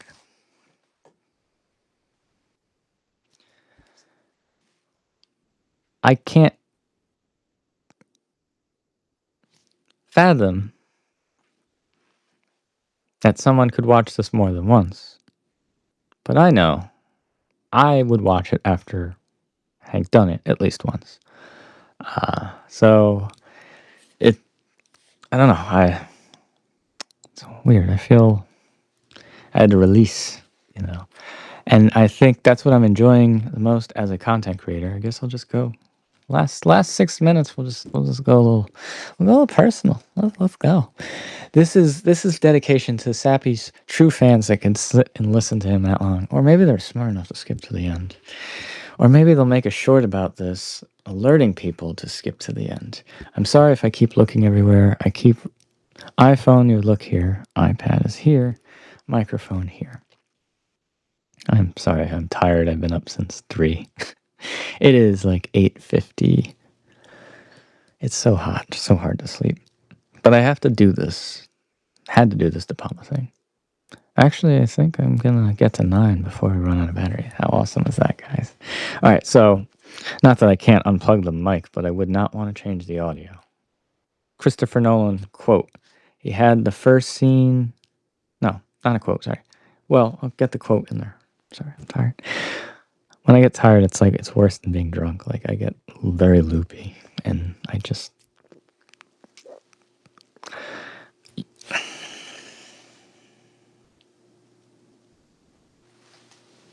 I already forgot. Okay, see, tired. But anyway, so doing these lives has been fun. I think it's just helping me, at least if I'm just talking. Even if 3 people watch it, it's fine. I got to say it. At least I got to just put it out. I got to get it out of me to go to the bathroom. And if anything, it's going to force me to listen more. And I always think sometimes customer service, any side, any 2 people across the counter, across the aisle, want to get political, whatever. Just a little bit of patience either way sometimes goes a long way. So, been having a lot of fun doing this. I am making this my full-time job, so we'll see how this goes. I am a content creator. That was where I had to stop saying, I want to be one. I am a content creator. And then today, I so many times channel the 7 of clubs just because I happen to know one. It's like I feel like I'm not doing anything. I'm like, look how much I'm posting. I'm like, oh, I'm posting a lot. But at the same time, they say, when they say, who? I've seen, so I'll watch some of these growth ones because they all show up. My algorithm is so random. We have like certain people. There's this guy who does fitness, and I just like how he says tier, like his videos. I'm he's like D tier, S tier. But I'm like, and I know the information, but vocally, it's like almost like lyrically how he's singing it, like 5%. Oof. Like I said, I'm a Bob Dylan fan, and he doesn't have the most likable voice, but I like his voice. And that's kind of the thing with even with Nancy Allen, her voice in Blowout, so many people don't like, but I'm like, okay. But I've known people that sound like that. Yeah, annoying, but it's people, that's them, and you're like, cool. And then I've always insecure about my voice. I had to get over that because people that because I used to mumble a lot and I speak in monotone. I had speech therapy, and I'll tell you, I say speech therapy, I think of Batman, Mask of the Phantasm. There's a connection there. It's not one you would think, but it tells you a lot that you need to know about me. But it involves a video store. And video stores is something I really want to talk about in the future. I'm hoping perhaps maybe with Maddox. Oh, Tav has joined. Hey, I'm coming up 2 hours and I have 5% left, so I'm actually wrapping up. Oof, Brian De Palma. I feel like I just, I feel like Jimmy Stewart at the end of Mr. Smith Goes to Washington, where he's like, what's the word? Is it lobbying? Is that it? Where they just stand up there and just talk? Guy did it for like 24 hours, and then he had to have someone like give him a jug to go to the bathroom in. Billy. It's going to come to me as soon as we sign off.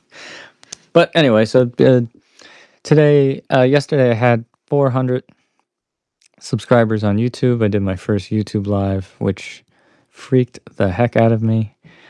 But I went in with no plan. Every Substack live, I've gone in with some plan, and so I'd always have something to circle back to because I like Bob Dylan because he just keeps going and going and going and going and going. And I'm actually going to plug in, so the audio is going to change. I just want to finish this.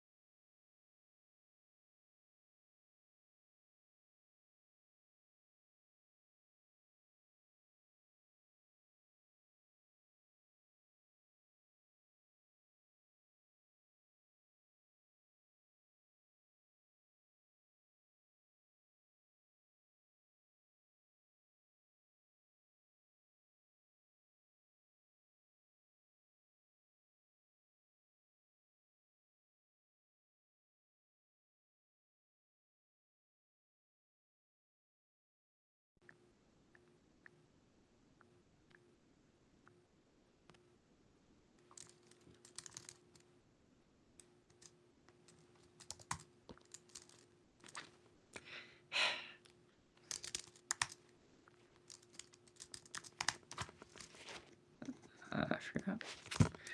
I'm tired. So if you can hear me, if I try plugging the microphone in, I got 12%. I got 12%. 12%. No, wait, what am I doing? Maybe I should go to sleep. I'm going to end this.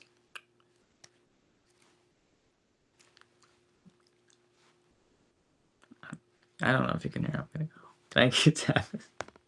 It was a very long rant.